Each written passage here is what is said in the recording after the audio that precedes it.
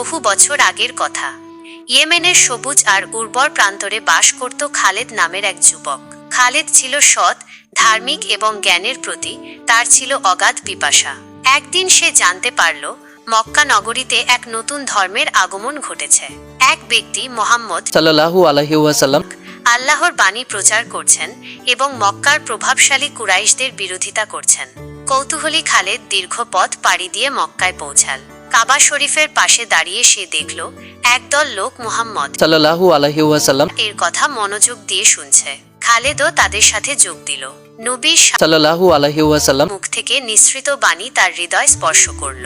ইসলামের সরলতা, এক আল্লাহর প্রতি আহ্বান এবং ন্যায় ও ইনসাফের কথা খালেদের মনে গভীর রেখাপাত করল।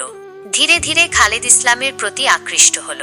সে নবী সাল্লাল্লাহু আলাইহি ওয়াসাল্লাম সাহাবাদের সাথে মিশতে শুরু করল এবং ইসলামের মৌলিক শিক্ষা গ্রহণ করল। কুরাইশদের বিরোধিতা সত্ত্বেও খালেদ দ্বিধাহীনভাবে ইসলাম গ্রহণ করল। খালেদের ইসলাম গ্রহণের খবর তার গোত্রে পৌঁছালে অনেকেই ক্ষুব্ধ হল।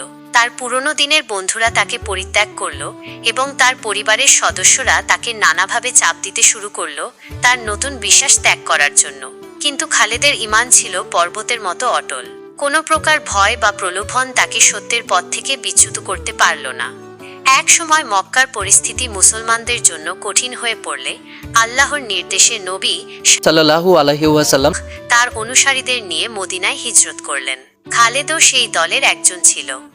মদিনায় খালেদ নবী সাল্লাল্লাহু আলাইহি ওয়াসাল্লাম সান্নিধ্যে আরও বেশি জ্ঞান অর্জন করল এবং ইসলামের একজন নিবেদিত প্রাণ সৈনিক হিসেবে নিজেকে প্রস্তুত করল।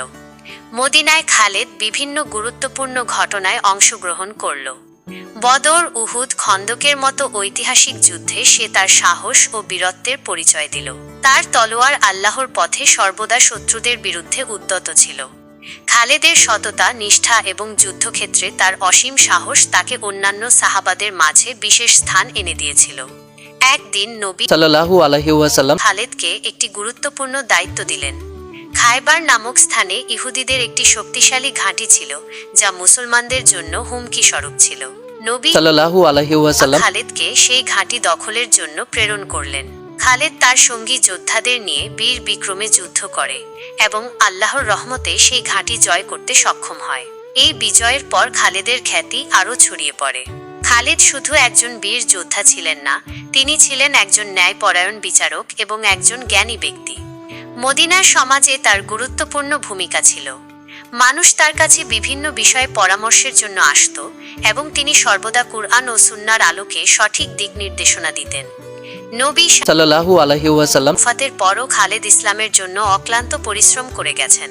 তিনি বিভিন্ন অভিযানে অংশগ্রহণ করেছেন এবং বহু অঞ্চল ইসলামের আলোয় আলোকিত করেছেন। তার জীবন ছিল ত্যাগ, বীরত্ব ও আল্লাহর প্রতি গভীর ভালোবাসার এক উজ্জ্বল দৃষ্টান্ত। খালেদের মতো আরও অসংখ্য সাহাবার আত্মত্যাগ ও নিষ্ঠার ফলেই ইসলাম পৃথিবীর প্রান্তে প্রান্তে ছড়িয়ে পড়েছে। তাদের জীবনের প্রতিটি ঘটনা আমাদের জন্য অনুপ্রেরণার উৎস। তারা দেখিয়ে গেছেন সত্যের পথে অবিচল থাকলে এবং আল্লাহর উপর ভরসা রাখলে যে কোনো কঠিন পরিস্থিতি মোকাবেলা করা সম্ভব। এই গল্পটি আমাদের সেই সোনালী যুগের কথা স্মরণ করিয়ে দেয় যখন সাহাবারা তাদের জীবন উৎসর্গ করে ইসলামকে প্রতিষ্ঠা করেছিলেন। খালেদের মতো প্রতিটি মুমিনের জীবনে ঈমানের দৃঢ়তা, সততা ও আল্লাহর পথে জিহাদের চেতনা থাকা উচিত।